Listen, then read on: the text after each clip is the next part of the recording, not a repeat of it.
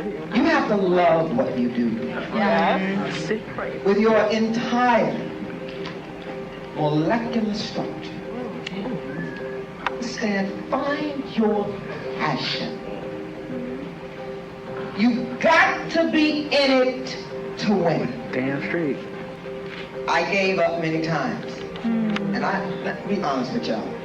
You can laugh if you want, but I'm a talented motherfucker. And well, listen to me, and I know it. But that's what you got to find. The elevator to success is broken. Take the step. Yeah. Damn straight.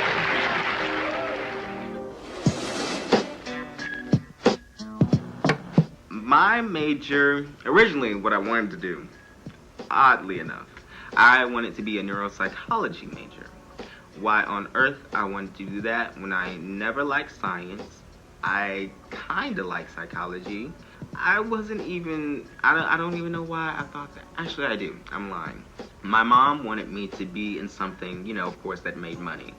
And of course, doctors and anything scientifical makes money. So that was my goal. Money, money, money. So I get to, because originally I wanted to go to Furman University.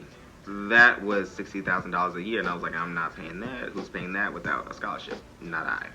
So I ended up at UNC Asheville, and then I decided to change my major to mass communications. Back then, I would say my reasoning was, you know, journalism is my passion, but I really just wanted to be on TV. That's when I found out that, you know, it was something easy that I could easily do. Like, it was something that I could do and just fall into and just live my life in that realm, in that world. And I could just get a mass communications degree. But that's not something that I would truly be happy in. I remember taking a class with Lisa Clapel. It was with the Living Learning Community class that I had to take at UNC Asheville. It was like we lived on like a hallway. We got to be engaged with each other. You know, it's like we took a class together. We socialized with each other. A group of people who had something in common. We shared a class. We got to become friends. Yay, yay, yay. End of the day. We have class, and the teacher for that class is Lisa Clapel, who is a drama teacher. And I remember everyone, like my close friends, like whenever I was in high school, who I would express myself to, would say I was very dramatic and very theatrical, and I was like, stop. And then when I was in Lisa's class, that first, like the end of the first semester, she said she was having an audition for a play. It was called Twilight Los Angeles, 1992. And for that play, she wanted a diverse group of people. She was looking at me like, audition, and I was like, oh, yikes. Like, even though by September at UNC Asheville, I knew I wanted to, you know, transfer somewhere else, I still didn't know what I wanted to do. But I had an idea of something I always wanted to do, which was to act and perform. So I remember the audition day, I think it was a Tuesday or a Wednesday, and the theater was like all the way in the back behind the library at UNC Asheville, and it was like a little tunnel back there. And I went, and I had never done an audition before a day in my life. So this was like a first for me. Didn't know what a monologue was, didn't know what a callback. I knew what a callback was in theory, didn't know exactly what it was. So I went, and what she had us do was read sides, so I didn't have to prepare anything for this audition. You know, of course, there are seasoned actors in the building, you know, college, drama, people who have done it since the age of 2. You know, of course, that didn't make me feel the best and the brightest in the room. But I remember being very nervous and being very hesitant, even though it's it's something that you want, but to really go for it, you gotta have guts and you gotta have something to latch on to. So I remember that feeling. The auditions were over, and then, you know, they did the callback list, and I came back for the callback. I read for a couple roles, and, you know, I got some parts. And by parts, I mean, since this was originally a one-woman show, everyone in the cast played multiple people.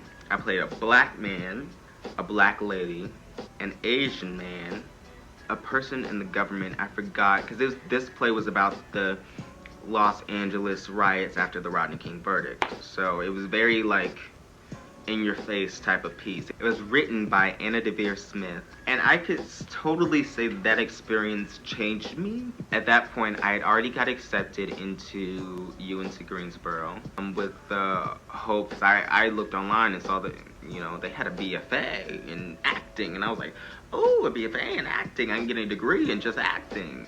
So I was like, I was already going for that, but this play helped solidify that choice for me.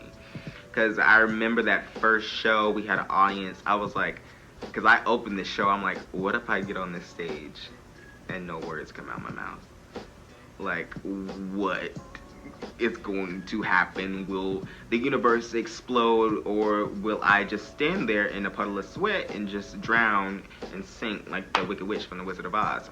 I didn't know. But I went on, words came out, and I did the show multiple times. And that's that on that. It was a great experience for me. It wasn't like a big stage. It was in the round. It was very intimate, but it was a very defining moment for me because I got to face my fears. My parents got to see me perform for the first time because they didn't think I could do it.